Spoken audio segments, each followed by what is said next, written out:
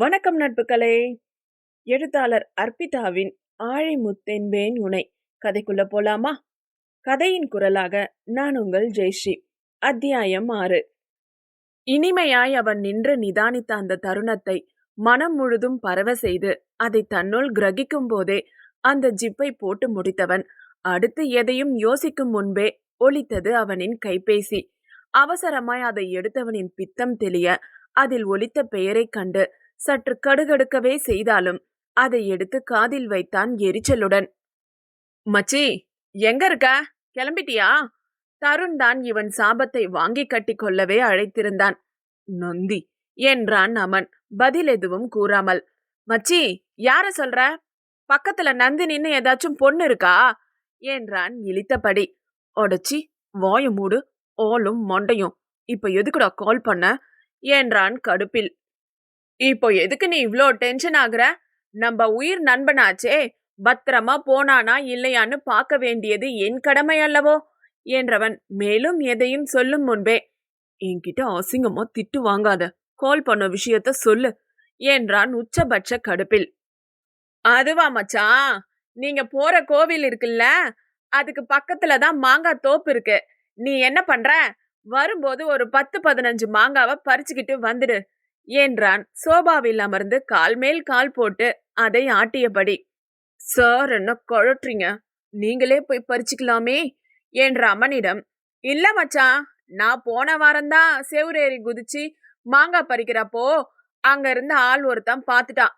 இன்னொரு தடவை இங்க வந்தா காலை உடைச்சிடுவேன்னு சொன்னான். அதான் நீயே போயிட்டு வாயேன் என்றவன் பேசும்போது இழிப்பதை புரிந்து கொள்ள முடிந்தது அமனால். அட தீனி பண்டாரமே, உன்னையெல்லாம் இன்னொரு தடவை எனக்கு கால் பண்ண உன் கையையும் சேர்த்து நான் உடைச்சிடுவேன் மிரட்டும் துவனியில் கூறியவன் அதோடு வைத்தும் விட, டேய் டேய், நீ என் கைய உடைச்சிட்டா நான் எப்படிடா சாப்பிடுறது? தருண் கேட்கும் போதே இணைப்பு துண்டிக்கப்பட்டிருக்க. என்ன இவன் லூஸ் ஆகிட்டானோ? மாங்காய் தானே கேட்டோம், ஏதோ கொலை செய்ய சொன்ன மாதிரி கடுப்பாகிறான். இருக்கட்டும் இருக்கட்டும், எப்படியும் அம்மா அடிச்சாங்க, அப்பா திட்டினாங்கன்னு புலம்ப நம்ம கிட்ட தானே வரணும், அப்ப பாத்துக்கலாம் என்றான் வீம்பாய். அடுத்து என்ன சாப்பிடலாம் என்று யோசித்தபடியே. இணைப்பை துண்டித்தவனின் மனது அதே இனிமையான நினைவை நோக்கி பயணம் செய்தபடி இருக்க, இது என்ன கனவா இல்லை நினைவா? இப்படி ஒரு உணர்வு இதுவரைக்கும் நமக்கு வந்ததில்லையே. யோசித்தவன் தேடியது என்னவோ கௌரியைத்தான். அதுவும் தனக்கு ஏற்பட்ட அதே உணர்வு அவளுக்கு ஏற்பட்டு இருக்குமோ என்ற ஆர்வம் அவனை அறியாமலே கௌரியை தேட வைக்க. உள்ள போய் பாப்போமா? அவளும் அதே குழப்பத்துலதான் இருப்பாளோ? ஆர்வம் முந்த போவதா வேண்டாமா என்ற எண்ணம் கொண்டவன் யோசித்து நிற்கும் போதே மெருன் அனார்கலியில் அதற்கேற்ற ஒப்பனையில் ஒரு புறம் தரை தவழும் துப்பட்டாவை அணிந்தவள், முகத்தில் எந்த ஒரு அதிக பாவனையும் இல்லாமல் இயல்பாய் வந்தவளின் முகத்தை இயன்ற வரை ஆராய்ந்து பார்த்தான். எந்த ஒரு வருத்தமோ உற்சாகமோ தென்படவில்லை. என்ன இவ இவ்ளோ நார்மலா இருக்கா? இவளுக்குள்ள எதுவும் ஆகலையா? இல்ல நாம கனவுதான் கண்டோமா? யோசித்து கொண்டே நின்றவன் அருகே வந்தவள், அமன் போலாமா, டைம் ஆகுது என்றவள் அவன் பதிலுக்கு நிற்க, இப்போதும் அவள் முகத்தில் பாவனையை தேடிக்கொண்டே நின்றவன் சிறிது நேரத்தில் சுதாரித்து, ஆம் போலாம் என்றபடி ஜீப்பை நோக்கி முன்னால் நடக்க, அப்பாடா என்ற பெருமூச்சு விட்டவளுக்கோ அப்போதுதான் இதயத்தின் படபடப்பே லேசாய் குறைந்தது போல் பட்டது. அழைப்பு வரவும் அதை எடுக்க அமன் சென்றுவிட, அவனின் விரல்கள் அவள் முதுகில் இட்ட கோலங்கள் மட்டும் அழியாமல் பசை போல் ஒட்டிக்கொண்டு, அத்துடன் அவன் தீண்டிய போது ஏற்பட்ட கூச்சமும் இனம் புரியாத உணர்வும் மட்டும் அவளுள் அப்போதும் இருந்து அவளை இம்சிக்க, வேறு யாரையும் தன் கைவலையை கூட தீண்ட அனுமதிக்காதவள் இவனின் விரல் தன் முதுகை வலம் வர எப்படி அனுமதித்தேன் என்ற கேள்வி அவளுள் அதிகமாகவே இருந்தது. ஆசிரமத்தில் வளர்ந்தாலும் தன் ஒழுக்கத்தில் எந்த குறையும் யாரும் கூறிவிடக் கூடாது என்ற எண்ணம் நினைவு தெரிந்த நாளிலிருந்தே கௌரிக்கு உண்டு. யாரிடமும் அனாவசியமாக பேசுவது, தெரியாத ஆட்களிடம் சிரித்து பழகுவது என்பதையெல்லாம் அறவே தவிர்த்து வந்தவள். மருத்துவம் படித்து வந்த காலத்தில் கூட 5 வருடமும் தன் இஷ்டம் கொண்டு ஒருவன் தன்னையே சுற்றி வந்தது தெரிந்தும் கூட அதை தெரியாதது போல காட்டி அவனிடம் இருந்து தப்பி அவள் காத்து வந்தது அனைத்தும் அவனுக்குத்தானோ என்ற எண்ணம் லேசாய் அவளுள் முளைவிட துவங்கி இருந்தது. அந்த உணர்வுகளில் மிதந்தவள் பின் தானே இயல்பை புரிந்து கொண்டு, இந்த மாதிரி எண்ணம் எல்லாம் சரியில்லை கௌரி. அமன் யாரு என்னன்னு கூட தெரியாம அவர் மேல இப்படி ஒரு எண்ணத்தை வளர்த்துக்காத. அவர் ஏதோ உதவி நிதான பண்றேன்னு சொன்னாரு. அது இல்லாம அவருக்கு அத்தை பொண்ணு வேற இருக்கான். அவளைத்தான் அவரு கல்யாணம் பண்ணிக்கணும். அவருக்கே இஷ்டம் இல்லைனாலும் சோ இனி நீ அவர்கிட்ட இருந்து விலகியே இரு. தனக்குத்தானே அறிவுரை வழங்கி கொண்டவளுக்கு தெரியாது, இணையா கோடுகள் இனிதானே இணையவே போகிறதென்று. எந்த முகமாற்றமும் இல்லாமல் அமன் முன் வந்து நின்றவள் படு முயன்று அவளுள் எழுந்த உணர்வுகளை அடக்கி இயல்பாய் நடந்து கொண்டாள். அவனின் விழியில் விழி நோக்கி பேசக்கூட இயலாமல் அவள் கொண்ட அந்த புதிய காதல் அவளை வஞ்சிக்க எப்படியோ அவனிடம் பேசி ஜீப்பில் ஏறி அமர்ந்து கொண்டாள் கௌரி. என்னை கொஞ்சம் மாற்றி என் நெஞ்சில் உன்னை ஊற்றி நீ மெல்ல மெல்ல என்னை கொல்லாதே. நேற்று இன்றும் வேறா இன்று காணும் நானும் நானா உன் பேச்சில் என்னை வீழ்த்தி செல்லாதே. ஒன்னே ஒன்னு சொல்லணும், உன் முகத்தை பார்த்து சொல்லணும், தனிமை கொஞ்சம் கிடைக்க கூடாதா? நாணம் மாறி போனதே, என் நளினம் கூடி போனதே, அது தெரிந்தால் நீயே சொல்லக்கூடாதா? யாரை நான் கேட்பேன், நீயே சொல்வாயா? ஜீப்பில் அமர்ந்ததிலிருந்து கௌரி இந்த பாடலையே தன்னுள் அசை போட்டு கொண்டு பறந்து கொண்டிருக்க மறுபுறம் அமன்தான் குழம்பி போய் இருந்தான். நொடிக்கு ஒரு முறை கௌரியை ஓரக்கண்ணால் கண்காணித்தபடியேதான் ஜீப்பை இயக்கி வந்து கொண்டிருந்தான் அமன். ஆனால் அவனால் அவள் முகம் கூறும் எதையுமே புரிந்து கொள்ள இயலவில்லை.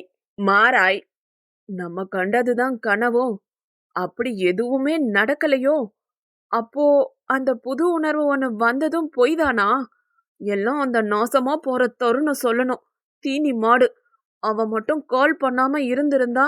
எதையோ மனதில் போட்டு யோசித்து கொண்டு இருந்தவனின் தவிப்பை கௌரி கவனித்தும் கூட, இன்னும் நல்லா அவஸ்தப்படு ராஜா, அதுக்குள்ள எல்லாம் என் காதல நான் சொல்ல மாட்டேன்.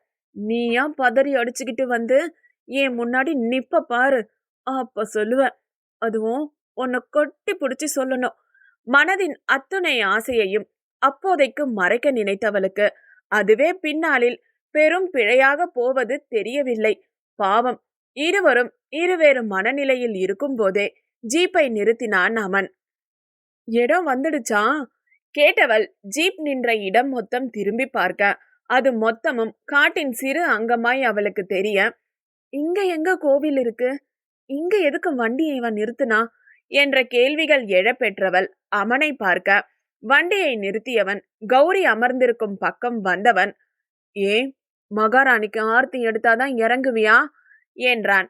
அவன் இருந்த குழப்பத்தின் கடுப்பில் அவனின் அந்த கோபம் புரிந்தவள், கோபப்பட்டாலும் கியூட்டா பண்றடா நீ நினைத்தவள் சிரிப்பை அடக்கி, நான் கேட்டது காதல விழலையா, இதான் கோவில் இருக்க இடமான்னு கேட்ட என்றால் வீம்பாய் ஜீப்பில் அமர்ந்தபடியே. திமுருடி உனக்கு, பல்லை கடித்தவன் இதற்கு மேல் அவளிடம் வாதிக்க விரும்பாமல், ஆமா இறங்கு என்றவன் அவளை கைப்பிடித்து அந்த அடர்ந்த புல்லில் இருந்து இறக்கவும் தவறவில்லை அமன். அவனின் அந்த அழகான கோபத்தை பார்த்து பார்த்து ரசித்து அதை மனதில் நிறைத்தவளுக்கு அவன் மேல் மேலும் காதல் பொங்கத்தான் செய்தது. பற்றிய அவளின் கையை அவள் இறங்கிய பின்னும் அவன் விடாமல் இருக்க இவளுக்கும் கூட அவன் கைக்குள் அவள் விரல்கள் துளைத்து கிடப்பதில் ஆனந்தம்தான். இவர்களின் ஆனந்தம் கலைக்கவே வீற்றிருந்தது அந்த பழைய இடிந்த கோவிலின் ஒரு பாகம். பல காலமாய் இவர்களின் வரவை எதிர்பார்த்து ஒரு இடிந்த மண்டபம் போல் இருக்கும் ஒன்றின் முன் நின்றவனை கேள்வியாய் பார்த்தவள், இங்க எதுக்கு நிக்கிறீங்க, கோவில் ரொம்ப தூரம் போகணுமா? ஆனா கண்ணு கேட்டின வரைக்கும் இங்க கோவிலே இல்லையே யோசனையாய் கேட்டவளை, இதுதான் நான் சொன்ன கோவில் என்றவனின் பேச்சை நம்பாமல் பார்த்தவளை, இது கோவிலோட ஒரு பாகம்தான், கோவில் மண்டபமா இருந்திருக்கும் போல, இடிஞ்சு போச்சு, பட் கோவில் இன்னும் நல்லாதான் இருக்கு, வா என்றவன் அப்போதும் அவள் கைகளை விடாமல் பற்றி அவளை அழைத்து சென்று அதனின் வாசலில் நிறுத்திய பின்தான் கௌரியின் குழப்பத்திற்கு பதிலே கிடைத்தது. அந்த காலத்தில் பாறைகளை வைத்து கட்டப்பட்டது போன்ற ஒரு தோற்றத்தில் இருந்த அந்த கோவில் பார்ப்பதற்கு மற்ற கோவில்களைப் போல அமைப்பில் இருந்தது. ஒரு சிறு நீரற்ற குளம், உள்நுழைய சிறு பாதை, கருவறையின் மேல் கோபுரம் என்று பழங்கால கட்டிடக்கலைக்கு இது ஒரு சான்றாகும் என்றே கூறும் வண்ணம் இருந்தது அந்த கோவில். அதை பார்த்தவளுக்கு, இங்கேயா நீங்க வரைஞ்ச அந்த ஓவியத்தோட நெஜம் உருவம் இருக்கு? நம்பாமல் கேட்டவளிடம், இது வெளியே இருந்து பார்க்கதான் இப்படி தெரியும், உள்ள வந்து பாரு, நீயே அசந்துடுவ என்றவன் பற்றி அவள் கையை கிட்டத்தட்ட இழுத்து கொண்டு கோவிலுக்குள் நுழைந்தான் அமன். கோவிலுக்குள் நுழைந்தவள் முதலில் எதையும் அதிகம் கவனிக்காமல் அமனையே முறைத்தபடி பின்தொடர ஒரு சிறு வளைவு ஒன்று வந்து அதனுள் நுழைந்தவள்தான். அதன் பின் பேச்சு மூச்சற்று போனாள் கௌரி. அமன் கூறியபடியே வெளியில் இருந்த தோற்றமும் உள்ளே இருக்கும் தோற்றமும் இருவேறு வகையில் இருந்தது. பலமான தூண்களும் சுவர் மொத்தம் சிற்பத்தில் படிப்புகளும் சிற்ப ஓவியமும் என்று சுவர் மொத்தம் களை கொட்டி கிடக்க, சற்று நடந்ததில் ஒரு பெரிய முற்றம் ஒன்று அகலவிருந்து இரு பக்கமும் அறைகள் போல கதவுகள் மூடப்பட்டு மொத்தம் அந்த வரிசையில் 8 அறைகள் எதிரெதிரே இருக்க, அதன் முடிவாய் ஒரு சிறு மண்டபம் ஒன்றில் ஏறி அமரும் வண்ணம் அமைப்பு அமைக்கப்பட்டு இருந்தது. இது என்ன, ஏதோ அரசனாண்ட கோட்டை மாதிரி இருக்கே. அமைச்சர்கள் அமரும் இடம், அதோ அந்த மண்டபத்துல மன்னர் உட்கார தனி இடம். இது கோவில் தானா? சந்தேகமாய் கேட்டவளை வியப்பாய் கண்டவன், இங்க வந்த முதல் தடவை எனக்கும் இதேதான் தோணுச்சு, இது கோவில்னு நானும் நம்பல என்றவன் சுற்றி முற்றி எதையோ தேடிக்கொண்டிருக்க, இது எதுவுமே நான் கனவுல கண்ட இடம் போல இல்லையே. ஆனா இந்த இடம் எங்கேயோ எப்பவோ பார்த்த மாதிரி ஞாபகம் உள்ளுக்குள்ள வருதே. இதே பாதை, இந்த முற்றம், அந்த மண்டபம் எல்லாம் நான் தினமும் பழகின இடம் மாதிரி தெரியுதே.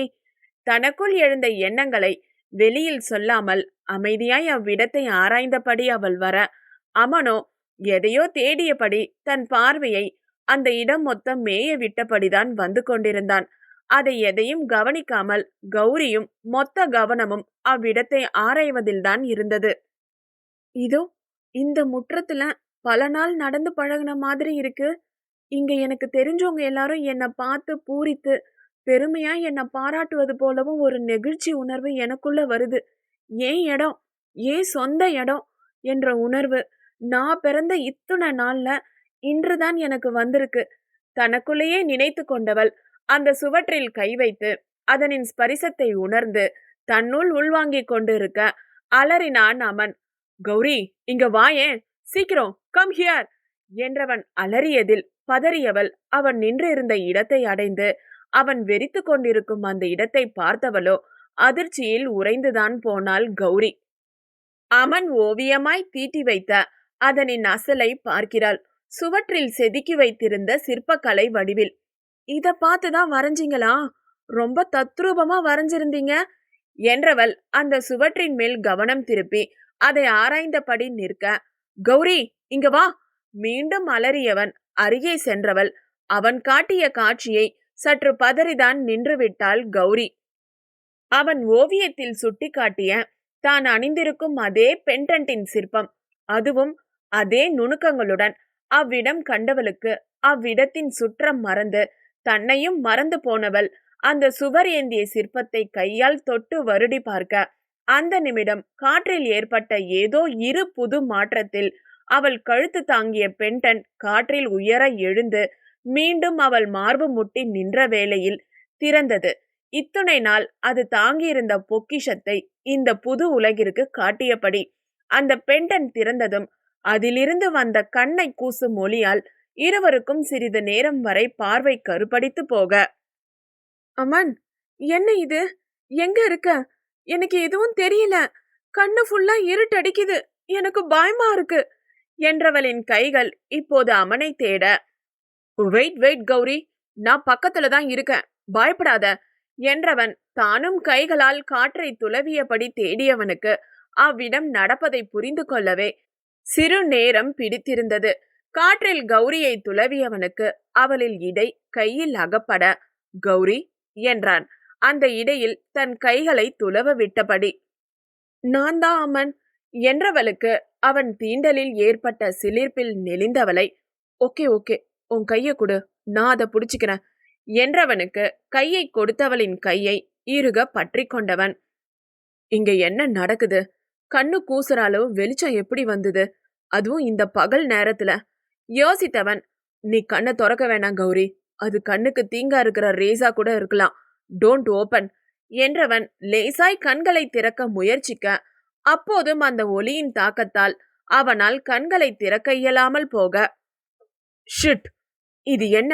இன்னமும் கண்களை திறக்க முடியல. இந்த ஒளி எங்கிருந்து வந்தது கேட்டவனுக்கு, இந்த பெண்டன்ட் ஓபன் ஆன அப்புறம்தான் இந்த ஒளி வந்துச்சு, பட் எங்கிருந்து வந்ததுன்னு நான் பார்க்கல என்றாள் கௌரி. அப்போதும் கண்களை மூடியபடியே, எனக்கு இது எதுவுமே இயல்பா படல. போன தடவை நான் இங்க வந்தப்ப கூட விசித்திரமா எனக்கு எதுவுமே நடக்கல, பட் இந்த டைம் என்றவன் அதற்கு மேல் பேச்சை நிறுத்திவிட, அமன், என்ன ஆச்சு? ஏன் பேச்சை நிறுத்திட்டீங்க? அமன் என்றவள் கண்களை மூடியபடியே கௌரி குரல் கொடுக்க, கௌரி, கண்ண தொற என்றவனின் குரல் சற்றே திக்கி திணறி வர, என்னவோ என்று பதறியவள் அதே பதற்றத்தில் கண்களை திறக்க, அப்போது அந்த ஒளியின் தாக்கம் சற்று குறைந்தது போல பட்டது அவளுக்கு. கண்களை திறப்பதிலும் எந்த கஷ்டமும் இருந்ததாய் அவளுக்கு படவில்லை. ஆனால் கண்களை திறந்த சிறிது நேரத்திற்கு பார்வை சீராய் இல்லாமல் சற்று மங்கள் அடிக்கவே, அதை சரி செய்யும் பொருட்டு கண்களை திறந்து திறந்து மூடியவள் அமன் இருக்கும் திசையை உணர்ந்து அவன் முகம் பார்க்க, எங்கோ ஆணி அடித்தாற் போல அவனின் பார்வை நிலை பெற்று இருந்ததைக் கண்டு தானும் அவ்விடம் நோக்கியவள் அதிர்ந்து போய் அமன் கொண்ட அதே நடுக்கம் தன்னுள் பெற்றாள். நம்ம எங்க இருக்கோம் அம்மன்? இது என்ன இடம் என்றால் உடல் முழுதும் பயத்தில் நடுங்கியபடி. அத்தியாயம் 7.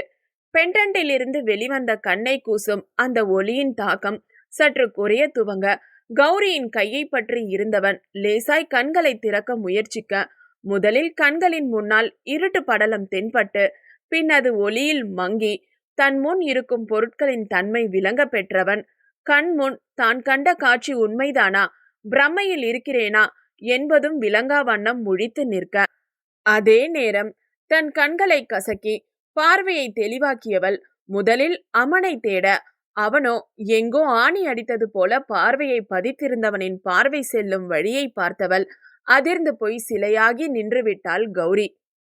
கல்லும் மண்ணுமாய் இத்துணை நேரம் கிடந்த பழைய பாழடைந்த கோவில் கட்டிடம் இப்போது எழுந்து நின்று வெள்ளை அடித்து சாயம் பூசியதை போன்ற தன்மையில் மாறி, மூளைகள் மொத்தம் தொங்கிய ஒட்டடைகள் அனைத்தும் பூமாலையாய் மாறி அந்த அறையை அலங்கரித்து நிற்க, வெற்று இடமாய் தரையெங்கும் ஒட்டடையும் விரிசலுமாய் அதன் நடுவே பூமியை துளைத்து கொண்டு வெளிவந்திருந்த சில மரங்கள் என்று கிடந்த அந்த இடமே இப்போது தன் தன்மையில் மாறி சிவப்பு தரை விரிப்பான்கள் விரிக்கப்பட்டு, இருபுறமும் பூக்கள் கொண்டு நடக்கும் பாதையில் வேலி போல அமைத்து, நடுவே பன்னீர் ரோஜாக்களை உதிர்த்து அதன் மேல்படும் பாதம் கூட நோகாமல் இருக்க, நீரின் சில துளிகளை தெளித்து வைத்ததின் வாசம் நாசியை துளைத்திருக்க, இடிந்து கரப்பான் பூரான் என்று அனைத்து வீட்டின் செல்லரித்து கிடந்த அதே சுவற்றில் பூக்களின் மாலைகளும் வண்ண தோரணங்களும் காற்றில் அசைந்தாடும் சிறு மணிகளின் ஓசையுடன் அவ்விடம் தவழ்ந்த காற்றில் கூட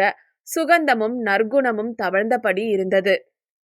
அந்த அறையின் நடுவே இருந்த மண்டபத்தில் ஒரு பெரிய இருக்கை ஒன்று தங்க முலாம் பூசப்பட்டு பட்டாடைகள் போர்த்தி ராஜ தோரணையில் இருக்க, அதை காணும் போதே அது அரசனின் அரியணை என்பதை சொல்லாமல் சொல்லியது.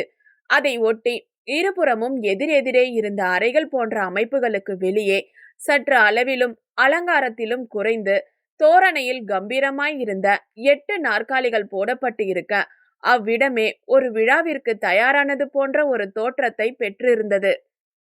இந்த நாற்காலிகளும் இந்த அலங்காரமும் மட்டும் இல்லாம இருந்தா கனவுல நான் பார்த்த அதே இடம் மாதிரி இல்ல இருக்கு. அதே சுவர், அதே தோரணை, எல்லாமே அதேதான். ஆனா கடைசியா நான் விழுந்த அந்த ஒரு பாதம் மட்டும் காணமே. பார்வையால் எதையோ தேடிக்கொண்டு இருந்தவளின் கை சிக்கி கிடந்த அமனின் கரத்தில் தெரிந்த சிறு மாற்றத்தை வைத்து, பயப்படாத கௌரி, இதெல்லாம் என்னன்னு எனக்கே தெரியல. நான் வந்த அப்போ இதெல்லாம் இல்ல. குழப்பமாய் பேசியவன் அவளின் விரல்களை தன் கைக்குள் பத்திரமாய் மேலும் இறுக பற்றியவன். அட, இவன் வேற! நான் கனவுல பார்த்த இடத்துல என்ன நடக்குதுன்னு எனக்கே தெரியல. இதுல இவனுக்கு எப்படி தெரியும்? இப்ப எதுக்கு என் கைய வச்சுக்கிட்டு மாவு பிசைஞ்சுகிட்டு இருக்கான்? மனதுக்குள் நினைத்தவள் யார் என்றோ உண்மை எது என்றும் கூட தெரியாத நிலையில் அவனுடன் வந்த தன்னை இத்துணை கவனமாய் பார்த்து கொள்ளும் அவனின் அன்பு அவன் செயலிலே வெளிப்பட, அவன் கைக்குள் சிக்கிய தன் விரல்கள் லேசாய் வலித்தாலும் கூட அதை வெளியில் கூட அவனின் இறுக்கத்தை தளர்த்திட விரும்பாதவள் மற்ற எல்லா நினைவும் மாறி மறந்து போய் அவன் முகத்தையும் அதில் அவன் மறைக்க முயற்சிக்கும் அவனின் அன்பையும் இயன்றவரை தன்னுள் நிரப்பிக்கொள்ள முயன்று கொண்டிருந்தாள் கௌரி. அவளுக்கும் கூட இந்த இறுக்கமும் அன்பும் தானே வாழ்வில் கிடைக்காமல் ஏங்கி வாழ்ந்து வருகிறாள். சிறு வயதிலிருந்தே இருக்கும் 10 பிள்ளைகளில் ஒருத்தியாய், அனைவருக்கும் அக்காவாய், சிநேகிதியாய், நல்ல மாணவியாய் இருந்த அவளை குழந்தையாய் பாவித்து கிடைக்கும் எந்த ஒரு அரவணைப்பும் இதுவரை கிடைத்ததே இல்லை. ஏனோ இன்று அவை அனைத்தும் அமன் என்ற ஒற்றை ஆளின் ஸ்பரிசமும் அக்கறையும் அவளுக்கு அந்த உணர்வை தந்து இருக்க, அமனின் இந்த அக்கறையில் தன் தந்தையை பார்த்திருந்தாள் கௌரி. எப்போதும் தன் தந்தையின் பரிவையும் பாசத்தையும் எந்த ஆணில் ஒரு பெண் பார்க்கிறாளோ அவன் மேல்தான் ஈர்ப்பும் ஆசையும் அதிகம் வருமாம். தந்தையின் குணத்தில் 10% குணம் இருந்தாலே அவனை தானாய் ஏற்றுக்கொள்ள துடிப்பதுதானே பெண்களின் இயல்பு. ஆணுக்கும் கூட அதேதான். தன் தாயின் அரவணைப்பும் அன்பும் ஒரு சேர எந்த பெண்ணில் அவன் உணர்ந்தாலும் அதுவே அவனுள் காதலாகியும் போகிறது. அதை தாண்டி அழகோ பணமோ மற்ற எதையுமே தூய்மையான மனங்கள் எதிர்பார்ப்பதில்லை. இதுவரை தன் தந்தையை காணாத கௌரிக்கு ஒரு தந்தை இப்படிதான் இருப்பானோ, தன்னையும் இப்படிதான் பாதுகாத்து இருப்பானோ என்ற கற்பனையே அமனை பார்த்துதான் தோன்றியிருந்தது. தான் காண்பது கனவா நினைவா என்ற குழப்பத்தில் இருந்த அமன் கௌரியை தவிர்த்து அவ்விடத்தின் சூழலையும் மாறி அதனின் தன்மையையும் ஆராய்வதிலேதான் முழு கவனமும் கொண்டிருந்தான். கௌரி, அந்த பெண்டன்ட்டை க்ளோஸ் பண்ணு என்றான் பார்வையை சுழற்றியபடியே. அதற்கு பதில் எதுவும் வராமல் போக கௌரியை பார்க்க அவள் கண்ணில் மின்னிய காதலை கண்டவன், சாதாரணமா இருக்கும்போது எனக்கு இதெல்லாம் தெரியாது. ஆனா இப்படி வந்து சிக்கி இருக்கும்போது இவ பாக்குறது மொத்தம் காதலாதான் தெரியுது. நான் இவன் மேல வச்சிருக்க ஃபீலிங்ஸ் மட்டும் இவளுக்கு தெரிஞ்சது, இங்கேயே என்னை கொன்னு போட்டுட்டு போயிடுவா நினைத்தவன் அவளின் தோள் தட்டி, கௌரி, என்னாச்சு? என்ன யோசனை? நான் பேசுறது கேக்குதா என்றான். அதில் தெளிந்தவள், நாம் அவனை சைட் அடிச்சதை கண்டுபிடிச்சிருப்பானோ யோசிக்கும் போதே, அந்த பெண்டன்ட்டை க்ளோஸ் பண்ண எவ்வளோ நேரமா சொல்றேன் என்றவன் லேசாய் சிடுசிடுக்க, மரம் மண்டா, இவனுக்கு இதெல்லாம் புரிஞ்சிட்டாலும் ஜீப்ல வர்றப்ப மட்டும் ஓரக்கண்ணால அப்படி பார்த்துக்கிட்டு வந்தான். இப்ப பாரு, டியூப் லைட்டு கரித்து கொட்டியவள் அவன் கூறியதைப் போலவே அந்த பெண்டன்ட்டை மூட முயற்சிக்க, அதுவோ இறுக்கமாய் தன் போக்கில் நின்று கொண்டு இவளின் முயற்சி அத்தனைக்கும் அசராமல் தான் இருந்தது. அவள் அதனுடன் போராடுவதைக் கண்டவன், என்னாச்சு?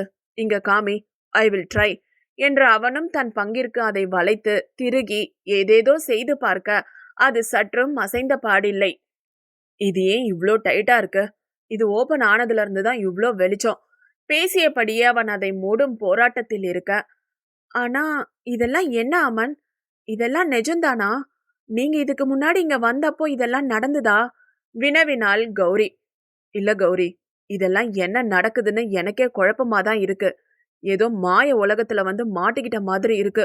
முதல்ல இத ஸ்டாப் பண்ணணும் என்றவன் அதிக வலுவை பெண்டன்ட்டின் மீது போட்டு அதை மூட முயற்சிக்க, கால்களுக்கு அடியில் இருக்கும் பூமி லேசாய் ஆட்டம் காட்டி அது உண்மையில் நடுக்கத்தை ஏற்படுத்த அந்த அறையின் முட்சுவர்களும் லேசாய் அசைந்து பின் அதுவே வீரியம் கொண்டு அந்த கட்டிடத்தின் மேற்கூரையும் கூட சற்றே ஆட்டம் கண்டதில் அடுத்து அவ்விடம் நடக்க இருப்பதை உடனே புரிந்து கொண்டான் அமன். கௌரி, சீக்கிரம் வா என்றவன் அவள் கையை பற்றி வெளியே இழுத்துச் செல்ல, எதுக்கு இப்படி இழுத்துக்கிட்டு போற அமன்? என்ன ஆச்சுன்னு சொல்லு. எதுவும் புரியாமல் அமன் பின் சென்றவளின் பேச்சுக்கள் கூட எதுவும் காதில் விழாமல் ஓடியவனின் ஓட்டம் அந்த கோவிலை விட்டு வெளியே வந்ததும் தான் நின்றது.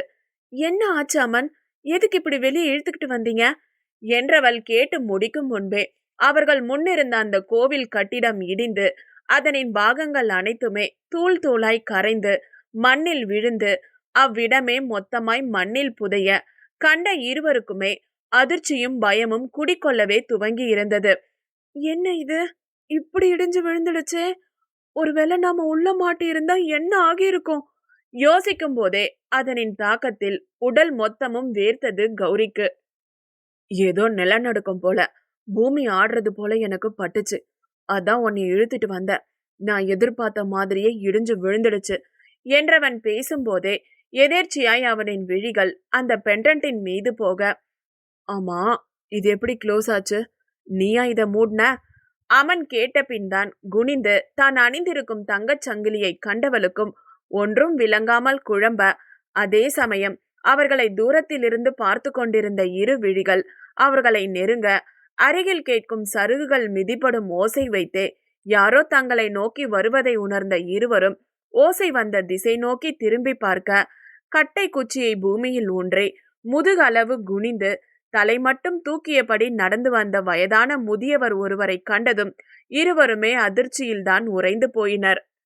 இருவரையும் கண்டவர் தன் உதிர்ந்த சில பற்கள் மட்டுமே கொண்ட பொக்கை வாய் மொத்தம் திறந்தபடி சிரித்து, எல்லாம் அவன் மயம், இனிதானே ஆட்டம் ஆரம்பம் என்றவர் அவர் போக்கில் நடந்தும் சென்றுவிட, இருவர் முகத்திலும் அப்பட்டமாய் தெரிந்த அதிர்ச்சியும் குழப்பமும் இனி வரும் புதிர்களை தீர்க்குமா?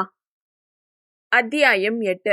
உள் நின்று கொண்டிருந்த போதே கோவில் கட்டிடம் இடிந்து விழ உள்ளதை உணர்ந்த அமன் கௌரியை இழுத்து கொண்டு வெளியே வந்து நின்ற அடுத்த வினாடி அது மொத்தமும் சரிந்து மண்ணில் கலந்து அவ்விடம் அந்த கட்டிடம் இருந்ததற்கான சுவடே இல்லாதபடி மாறியிருக்க, கோவிலுக்குள் மாறிய மாற்றத்திலேயே குழம்பி போனவளுக்கு இது மேலும் குழப்பத்தையும் அதிர்ச்சியையும் தந்திருக்க, அவர்களை மேலும் குழப்பவே அவ்விடம் வந்த வயதானவர் கூறியது எதுவும் புரியாமல் நடப்பது விளங்காமல் தவித்த போது, இவரு இவரு கௌரி எதையோ கூற எத்தனிக்க, அதற்குள் முந்திக் கொண்ட அமன், இந்த பெரியவரை நான் பார்த்திருக்கேன் என்றான் அவன்.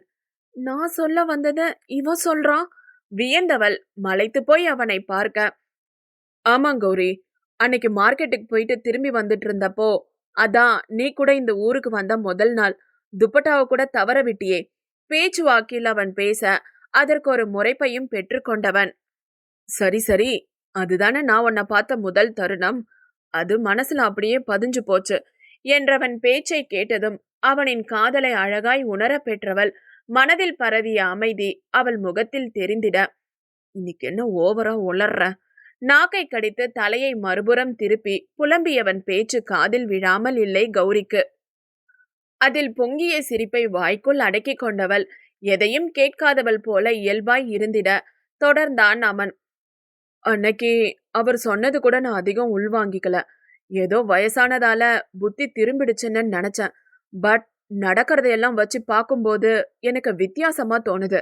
இவர் ஏதோ என்னை பின்தொடர்ந்து வர மாதிரி இருக்கு என்றவன் தாடையில் கை வைத்தபடி பேசி நிற்க, என்ன சொன்னாரு கேட்டாள் கௌரி.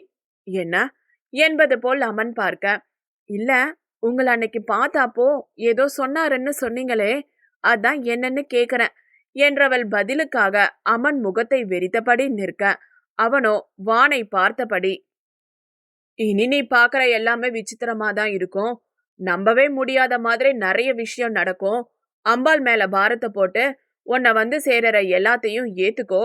இனிமே எல்லாமே நல்லதே நடக்கும் இப்படிதான் சொன்னாரு. சொல்லிட்டு இப்போ ஒரு சிரிப்பு சிரிச்சாரு பாரு, உள்ளர்த்தம் வச்சு, எதையோ உணர்த்துற மாதிரியான சிரிப்பு. அப்படியே அன்னைக்கும் சிரிச்சிட்டு போயிட்டாரு என்றவன் இப்போதும் யோசனையில் நிற்க, அதை கேட்ட கௌரிதான் அதிர்ந்து நின்று விட்டாள். நமக்கு சொன்ன அதையே இவனுக்கும் சொல்லி இருக்காருன்னா எங்க 2 பேருக்கும் வர கனவுக்கும் ஏதாவது தொடர்பு இருக்குமோ? வாய் விட்டே அவள் பேசிட, என்ன என்ன சொன்ன? அவன் கேட்கும் போதுதான் சுதாரித்தவள், இல்ல, உங்க கனவுக்கும் அந்த வயசானவருக்கும் இந்த கோவிலுக்கும் ஏதாச்சும் தொடர்பு இருக்குமோன்னு யோசிச்சுட்டு இருக்கேன் என்றால் பாதியை மட்டும் கூறியபடி. இருக்கலாம், பட் என்னன்னு தான் புரியல எனக்கு என்றவன் ஒரு முறை அந்த கோவிலை திரும்பி பார்க்க, அது இடிந்து விழுந்த அதே போல்தான் இருக்க, சரி, முதல்ல இந்த இடத்தை விட்டு கிளம்புவோம், எதுவா இருந்தாலும் அப்புறம் பேசிக்கலாம் என்றவன் கௌரியை அழைத்து கொண்டு அவ்விடத்தை விட்டு நகர்ந்து செல்ல அதை எரிச்சலுடன் இரு விழிகள் பார்த்து கோபத்தில் கொதித்த வண்ணம்தான் இருந்தது. ராஜ தோரணை என்பதை படத்திலும் கதையிலும் மட்டுமே கேட்டு பார்த்திருக்க, அந்த கற்பனைக்கு எல்லாம் உருவம் கொடுத்து உயிர் கொடுத்து நிஜத்தில் வரவழைத்தால் இப்படித்தான் இருக்கும் போல என்று அனைவரும் வியக்கும் வண்ணம் ஆஜானு பாகுவாய் வந்து அந்த அரங்கில் நின்றான் அவன். பார்க்க வேற்று நாட்டின் பிரஜை போல் தெரிய, யாரோ இவன் என்று காணும் விழியில் எல்லாம் எழும் கேள்விகள் அவன் அறியாமல் இல்லை. இவன் யார்? போன போரில் அடிமையாக்கப்பட்ட அப்படை வீரனோ? எங்கு? அதுவும் ராஜசபையில் என்ன செய்கிறான்? இவனை யார் உள்ளே அனுமதித்தது? பேச்சுக்கள் அவ்விடம் அதிகமாகி கூச்சலும் குழப்பமும் அதிகமாக மொழி புரியாத போதும் அதை உணர்ந்தவன் நீ ஹவ் என்றான் இரு கை கூப்பி, முதுகு வரை வளைந்து குனிந்து கும்பிட்ட விதமாய். அவனின் நடவடிக்கையே அவன் வேறு நாட்டின் பிரஜை என்பதை தெளிவாக்க கூச்சல்கள் சற்று குறைந்தேதான் போனது. வேற்று மொழி, இனம், மக்கள் கொண்ட நாட்டில் ஒற்றையாளாய், அதுவும் ராஜசபையின் மத்தியில் நிற்பவனுக்கு எதிரியை எதிர்த்து போராடும் போது கூட இத்துணை சங்கோஜம் இருந்ததில்லை. வாள் எடுத்தால் ரத்தம் மட்டும் இல்லை, அவ்விடத்தில் இருக்கும் எதிரியை பேதம் பாராமல் வெட்டி வீழ்த்திவிட்டுத்தான் களத்தை விட்டு வெளியே வரும் மிருக சுபாவம் கொண்டவன் அவன். ஆனால் இப்போது ஏனோ அந்த சபை கொண்ட மந்திரிகளும் பெண்களும் தன்னை பார்க்கும் பார்வை ஏதோ ஒரு கூச்சத்தை ஏற்படுத்த நெளிந்தபடி நின்ற அவனை, வாள் கொண்ட வீரனை நாணத்தால் நெளிய வைத்ததோ எம் சபை.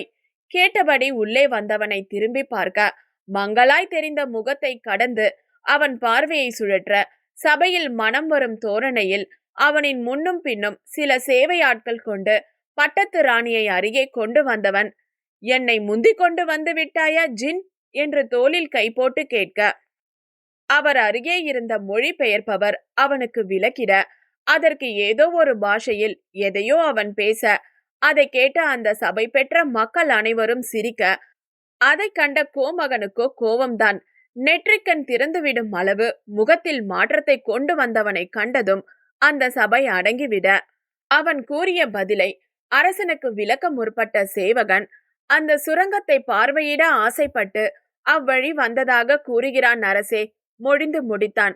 அவன் பேசும்போதே வந்த பாதையை ஒரு முறை மனதில் ஓட்டியவன் பார்வை அனிச்சையாய் அரசியுடன் வந்த பெண்ணின் மேல்பட, எங்கிருந்தோ அவசரமாய் வந்தவள் ராணி அருகே சென்று அவர் காதில் எதையோ ஓதிட, அதற்கு பதிலாய் ராணி பார்வையிலேயே எதையோ கூற, அதை முட்ட முட்ட மொழித்து கவனமாய் கேட்டுக்கொண்டவள் காலின் சலங்கை ஒலி எழுப்பி இவனின் ரோமங்களை எல்லாம் சிலிர்த்து எழுப்பிய வண்ணம் சென்றவளை வெறித்து நின்றவன் அவன் முதுகு கொண்ட அந்த ஒற்றை கருப்பு மச்சத்தில் பதிந்து நிலைப்பற்ற இருக்க முகத்தில் தண்ணீரை தெளித்து உசுப்பிக் கொண்டிருந்தான் தருண். அமன், எந்திரி, உன்னோட போன் சார்ஜர் எங்கடா? கேட்டவனை கொல்ல தோன்றிய மனதை அமைதிப்படுத்தியவன் எதுவும் பேசாமல் தருணை வெறித்தபடி இருக்க, அப்பா ரூம்ல இருக்கா? இங்க தானே எப்பவும் வைப்ப, இப்ப அத காணமே. பேசியவாறு தருண் 15 நிமிடமாய் அவ்விடத்தை புரட்டி போட்டு கொண்டிருந்தான்.